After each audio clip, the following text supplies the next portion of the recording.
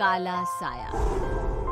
यूं तो बनारस घाट अपनी खूबसूरती के लिए बहुत प्रचलित है, पर घाट के किनारे कई राज लिए बैठे हैं। ये कहानी शुरू होती है बनारस के घाट के पास बने ममता निवास से, जहां प्रिया लाल जोड़े में ममता के घर उसकी बहू बनकर आती है। आओ आओ बहू, घर को अपने पैरों से पवित्र करो। ममता घर की दहलीज पार कर ही रही होती है कि अचानक एक बहुत गंदी सी बास पूरे घर में फैल जाती है।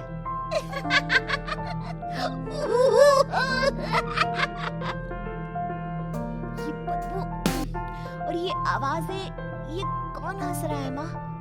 अब ये पड़ोसी ना हमारे थोड़े अलग से है। कहाँ हम शाकाहारी और ये मांस मच्छी खाने वाले। छोड़, तू ध्यान मत दे और गृह प्रवेश कर। और हाँ बहू, अपनी सास की एक बात हमेशा याद रखना, इन पड़ोसियों से तो कभी बात नहीं करेगी।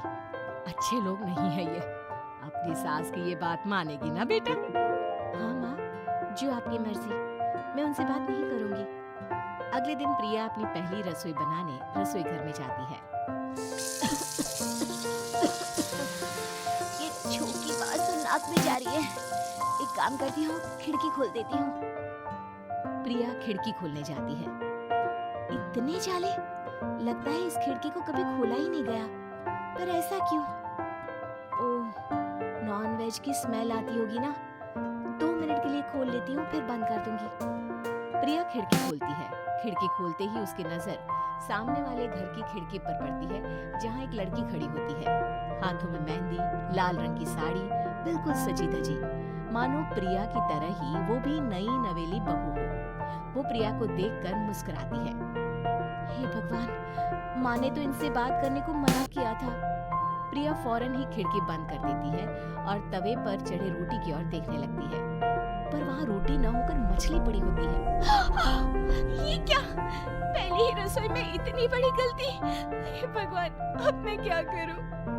प्रिया बहुत डर जाती है और फौरन रसोई की सफाई करने और फिर सभी के लिए खाना बनाने लग जाती है।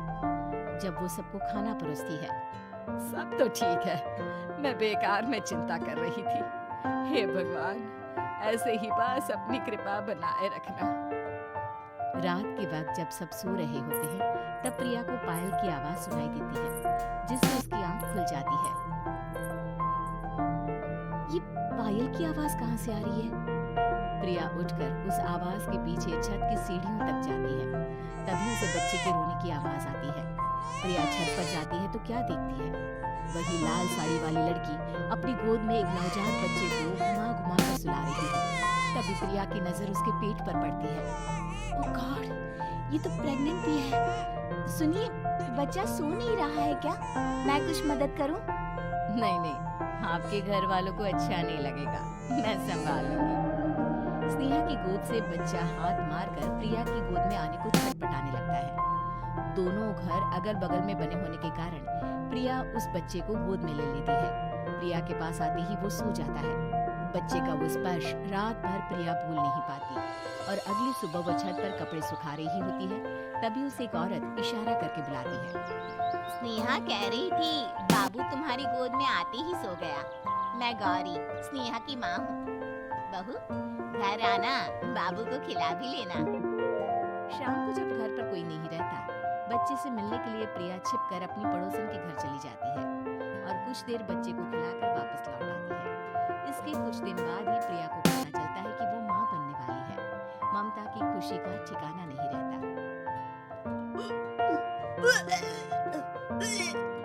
माँ जी, पता नहीं क्यों उल्टी आ रही है। प्रिया भागती हुई वॉशरूम में जाती है तो हरे और लाल रंग की उल्टी करती है। उस उल्टी में से कीड़े निकलते हैं। ये क्या? खून और ये कीड़े! माँ, माँ! प्रिया की आवाज सुनकर ममता दौड़ कर आती है, पर बेसिन में कुछ नहीं होता। प्रिया हक्की बक्की रह जाती है। ये सब क्या हो रहा है? प्रिया घबरा जाती है और अपने कमरे में जाकर सो जाती है। डर के कारण वो इतनी थक जाती है कि उसकी आंख लग जाती है। तब उसे ऐसा लगता है उसके पेट पर मानो कोई बैठा हुआ हो। कौन हो? प्रिया के पेट पर एक 5 महीने की बच्ची बैठी हुई थी, जो बुरी तरह जली हुई थी। माँ, तुम ही मुझे मुझे लाई ना अपने पेट में। मैं तुम्हारी माँ नहीं हूँ। कौन हो तुम? माँ, देखो मैं जल गई बुरी तरह से।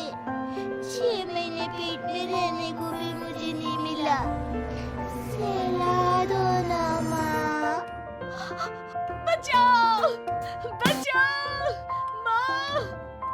ममता दौड़कर कमरे में आती है। प्रिया की बातें सुनकर वो सब समझ जाती है। तू कहीं बगल वाले घर में तो नहीं जाकर आई ना बहू? मुझे माफ कर दो, मैं गई थी माँ। उस घर में सब मरे हुए हैं बहू। कई साल पहले स्नेहा उस घर में बहू बनकर आई थी। कुछ ही दिन में वो एक बच्चे को जन्म देने वाली थी। पूरा घर बच्चे के आने की खुशी में खोया था कि एक दिन अचानक उस घर में आग लग गई। सब बुरी तरह जलकर मर गए। गौरी आज भी दादी बनने का इंतजार कर रही है और इसीलिए स्नेहा ने अपना अजन्मा बच्चा तुम्हारी कोख में डाल दिया। ममता ये कह रही होती है कि पीछे से उसके पैरों को एक बच्चा पकड़ लेता है। दादी, माँ, स्नेहा की गोद में यही बच्चा था। ये बच्चा कौन है फिर? तेरी मौत है। तेरी भी दादी। जिस चीज का ममता को डर था वही हो गया। ममता निवास के ऊपर मौत ने चादर बिछा दी थी। प्रिया का पेट ऐसे ही बढ़ जाता है मानो 9 महीने का हो। 2 हाथ उसके पेट से बाहर निकलते हैं। बहू, संतोष को फोन कर, किसी पंडित जी को बुला बहू। प्रिया का पति भागता हुआ घर आता है। ये तो होना ही था माँ। तेरा बाप तेरे सामने आ गया तो तू सह नहीं पा रही है। स्नेहा घर में आग लगी नहीं थी, माँ ने लगाई थी प्रॉपर्टी की लालच में। और वो बच्चा मेरी पहली पत्नी का बच्चा है, मेरा बेटा, जो कि उस आग की चपेट का शिकार हो गया था। मैंने तुमसे ये सब माँ के कहने पर छुपाया था। मुझे माफ कर दो प्रिया। तुम अगर चाहो तो यहाँ से जा सकती हो। मैं तुम्हें किसी भी बंधन में रखना नहीं चाहता। मेरी शादी हुई है आपसे, मैं आपको छोड़ नहीं सकती, पर उससे पहले हमें स्नेहा, उसकी माँ और बच्चे की आत्मा की शांति करवानी होगी। संतोष और ममता गौरी के घर जाते हैं। अंदर सब कुछ जला हुआ होता है। जमीन पर जली हुई लाशें बिखरी हुई थी। ममता रो रो कर अपनी करने की माफी गौरी से मांगती है। प्रिया स्नेहा के घर वालों का अंतिम संस्कार करवा देती है और ममता निवास फिर से आत्माओं के साए से मुक्त हो जाता है।